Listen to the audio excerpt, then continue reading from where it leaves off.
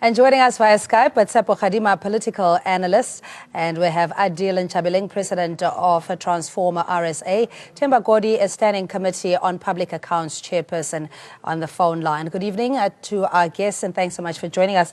We'll start with you, Adil. I mean, the origin, there's already a question about the authenticity of this report that suggested that Treasury is working on a bailout for SOEs by, selling off its shares as a means of trying to cook the books, as it were, to create an environment where SOEs are perpetual, hemorrhaging government funds. What's your view on that? I think, first of all, and good evening to the viewers, let's dispel the myth that government has no power to control PIC as is in terms of its own entity. Government created the PIC out of an act. That's the first part. The second aspect of it, the funds that are sitting with PIC are funds that are managed on behalf of various entities, including the Government Employee Pension Fund. And in there, those funds are actually being used to be invested according to the investment portfolio as well as the identified areas of investment. There's various funds that have been identified, and those funds are to do two things. One is to advance the cause of transformation. Two is to make sure that they grow the value for the shareholder in terms of ensuring that PIC makes money on behalf of the Government Employee Pension Fund and the other four other entities that are actually invested within PIC. So that's the one aspect of it. The second aspect of it is there is nothing wrong, even if the Minister of Finance was, as a shareholder, to instruct PIC to safeguard a percentage of the funds and fees and amounts of pensions, money that is sitting within the PIC, in terms of using them to refinance and recapitalize state-owned entities. In our view, from a Transformer RSA point of view, there is nothing wrong and contradictory. That's one aspect of it. The report itself coming out and saying that there's 100 billion being identified to be used and actually be projected to be actually used to safeguard the state-owned entities from collapsing is actually something that we need to further understand how that report emerged. But secondly there's two elements to this aspect of the story. There's a political element of it, which is politically motivated, and there's a financial element of it, which is financially motivated. Between the politics of it and the finances part of it, the two must actually be completely dissolved. This is not a political motive.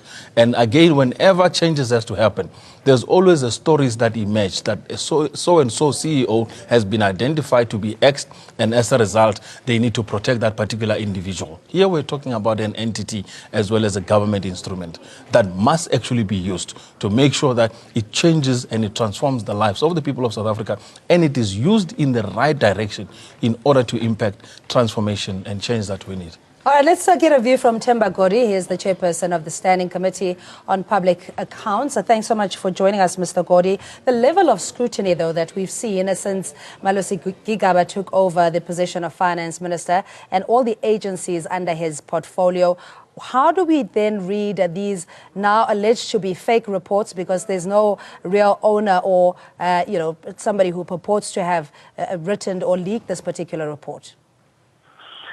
Well, thanks, Cindy, for having me. And I must say that, I'm walking on eggshells because, as SCOPA, our main focus is not so much on policy rather than on the finances. But however, the reality of the issues around us cannot be ignored. And look, my honest view is that the government and the majority party always find themselves victim of a concerted campaign by the beneficiaries of apartheid. And what always baffles me is how they are always in a reactive mode, as if they don't understand that there is a permanent and perpetual struggle, of values and perspectives. And so some of these things that we're talking about, the fake news and, some of the angles on the issues as they relate to transformation or the SOEs, they are no more than just a continuation of, the battles that if you have a proper political and ideological understanding, you will appreciate that these are going to happen.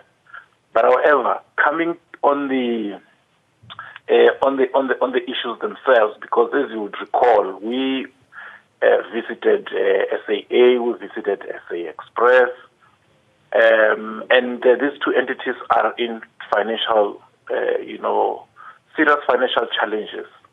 And National Treasury has said to us that the state is not going to allow the SAA to go under, nor will it privatize it. Now, the implication of that is that it means that government is going to look for money to recapitalize them or to pay off their debts. Now, where it is going to get that money, I think as the DG of Treasury indicated today, it's a decision that Cabinet might take tomorrow. And so engaging in speculation on where the money is going to come from, well, it might be useful for others, but I think from where I am, I don't think it is very useful at this point.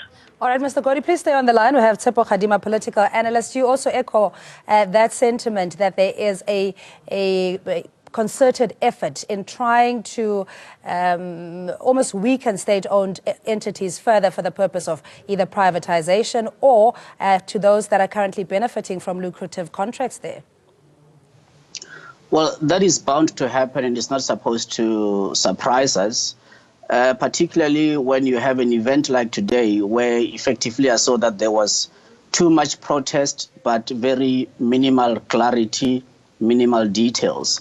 And that, unfortunately, is going to cause further consternation amongst both the people that are in those entities, specifically South African Airways, as well as the investors at large. I think there are a number of questions that still remain unanswered. I would have thought that today, at least the key question that should have been clarified and answered was that of what is actually the performance of PIC in terms of peer review with other money managers, with other pension funds globally, and in the context of South African economy, how does it actually fare?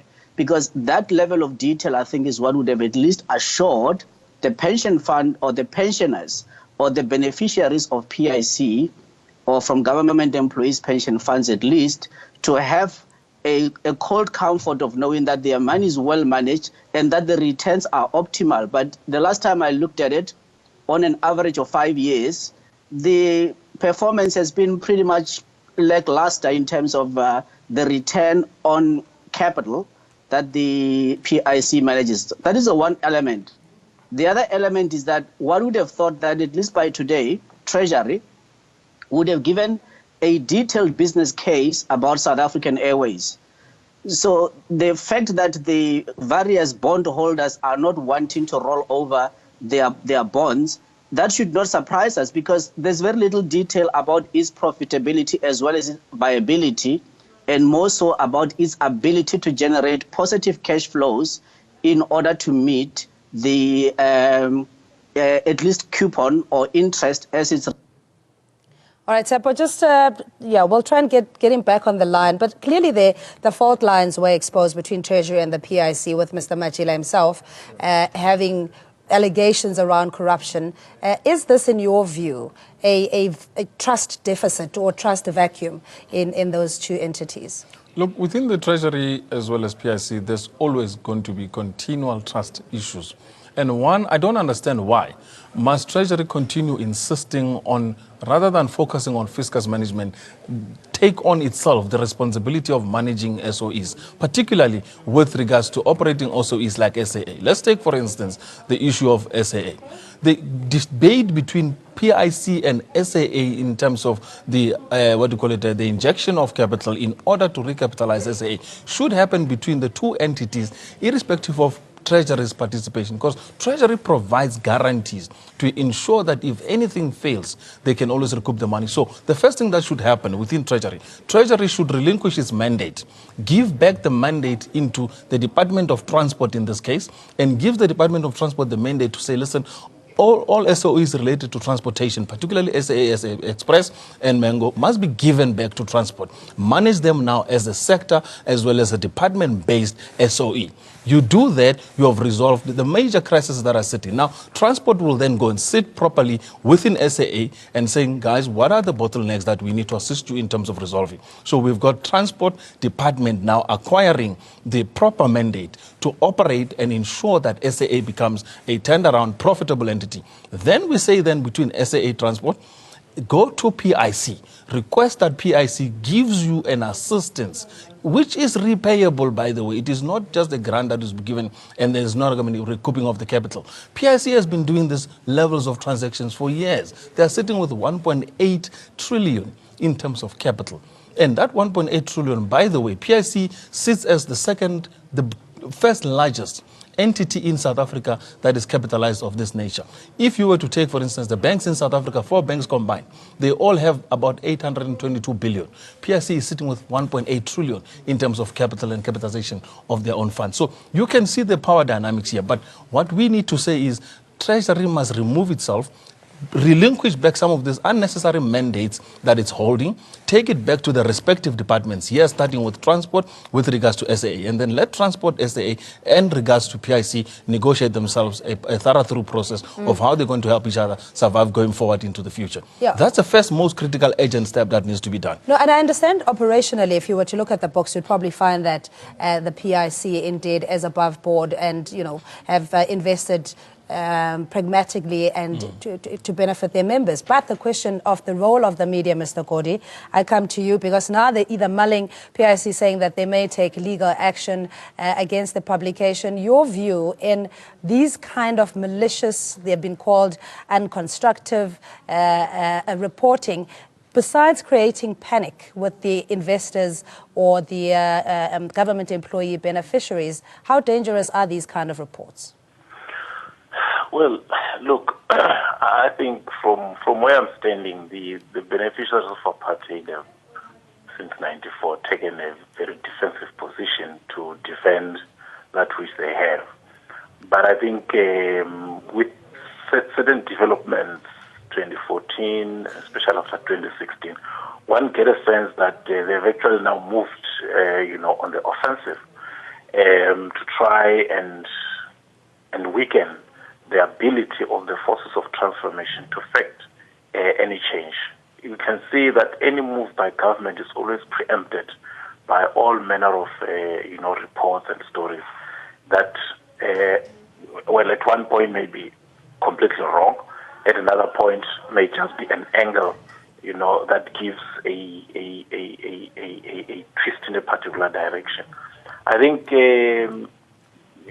one thing we need to accept is that the media, mainstream media in this house, has really never been a true friend of substantive transformation beyond the narrow confines of liberal perspective vis-a-vis African nationalist perspective.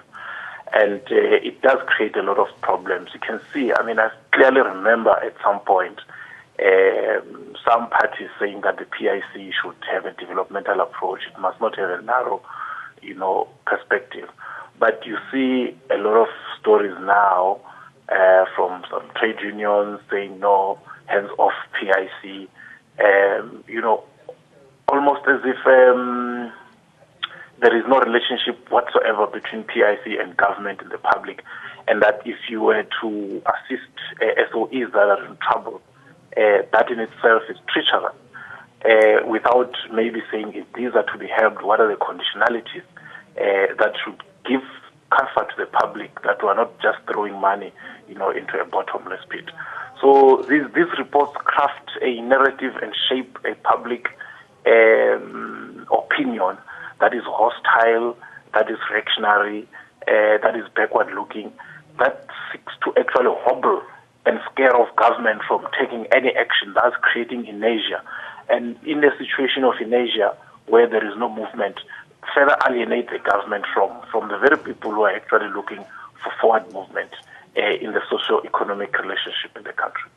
Mr. Kgadima, I believe you're back with us. Just your view in terms of how these kind of reports further impact or rather perpetuate the narrative of a cloud of corruption in all spheres of the government, primarily linking Finance Minister Malusi Gigaba to either SAA and other state-owned entities. How then do you build investor confidence if you're already as a minister clouded in that kind of allegations of corruption?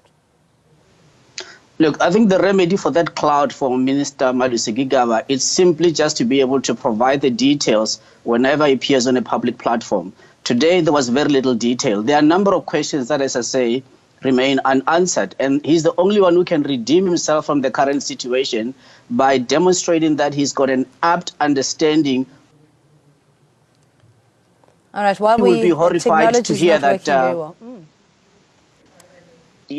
Hello? Hear you. Carry on. Yeah, yes, I'm saying that men will be horrified to hear of the thing called the cross default, the risk of the cross default. That if one entity defaults, then all of the other entities are defaulting. The other thing, of course, is that why are we still giving government guarantees? Because state-owned companies in other comparable jurisdictions do not sit with that burden of government guarantees. And of course, I think the ownership model of the state-owned companies simply needs to be reviewed and changed fundamentally as urgent as possible, because currently, as we see, things are going to come to a dead end.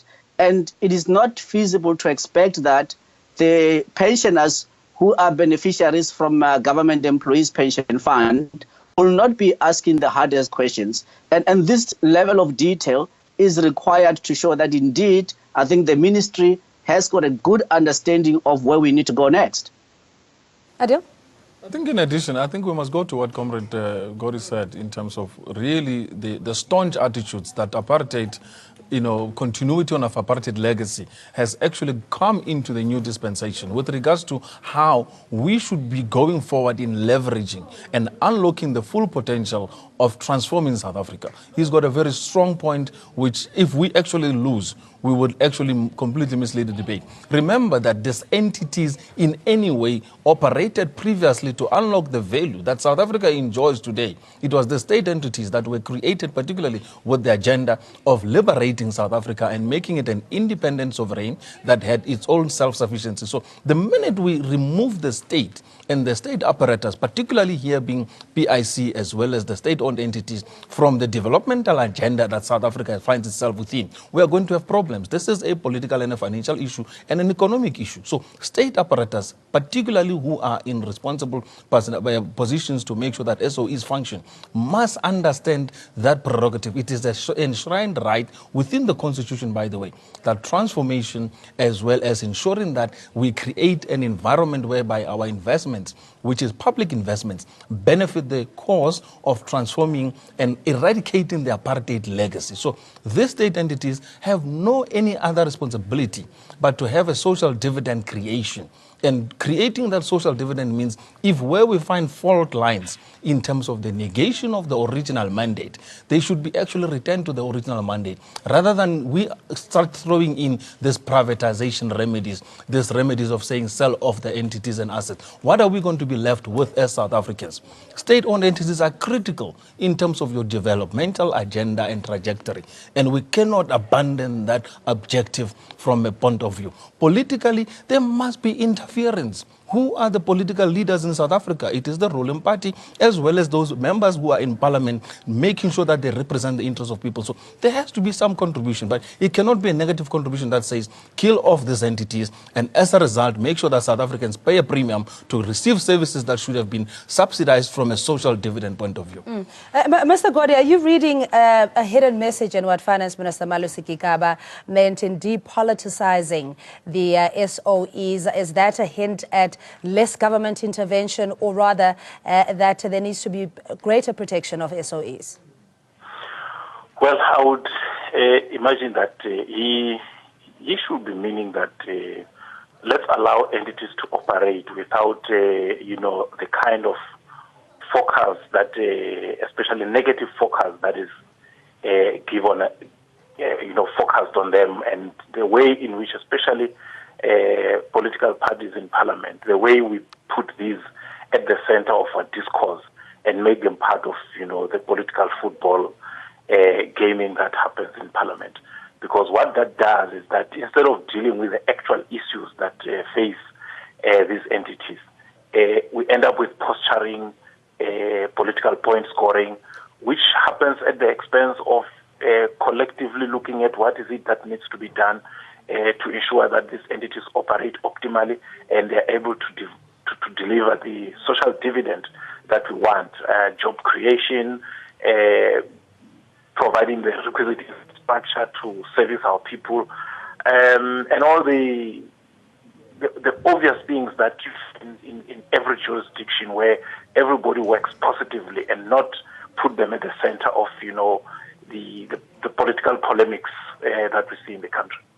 All right, thank you so much. That's Themba Godi, Standing Committee on Public Accounts Chairperson, joining us on the line. Tshepo Kgadima, political analyst. I hope we still have you, Tshepo, and society in trying to make sense of this political climate that we find ourselves in, unprecedented in many ways.